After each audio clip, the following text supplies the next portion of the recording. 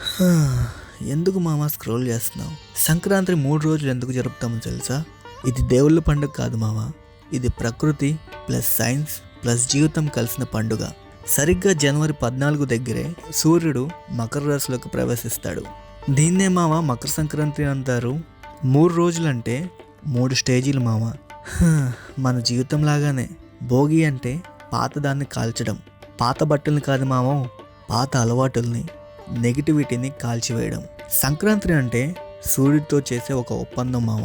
చలికాలంలో మన శరీరం బలహీనపడుతుంది. అందుకే ఈ రోజున బెల్లం, నువ్వులు, ఆవు పాలు, ఇవి టేస్ట్ కోసం కాదు మామ. ఇవి మన శరీరానికి మళ్ళీ ఆన్ చేసుకోవడానికి బూస్ట్ లాంటిది. ఈ రోజు నుంచి మన శరీరం స్లో మోడ్ నుంచి యాక్టివేట్ మోడ్లోకి వస్తుంది. ఇక 3వ రోజు కనుమ అంటే సెలవు రోజు కాదు మామ. ఇది పనిచేసే వస్తువులకి మనం ఇచ్చే గౌరవం. పశువులు లేకపోతే పంట లేదు, పంట లేకపోతే మన జీవితం లేదు. అందుకే ఈరోజు పశువులకి స్నానం, మనుషులకి విశ్రాంతి. Scientific plus life angle. దీన్నే మళ్ళీ ప్రకృతికి మళ్ళీ కనెక్ట్ అవ్వడం మామ. కనుమంటే ప్రకృతికి ఇచ్చే థ్యాంక్ యూ లాంటిది. ఈ 3 రోజులు కలిపి చూస్తే ఇది పండగ కాదు మామో, ఇదే జీవించే పద్ధతి. తెలుసు కదా మామ.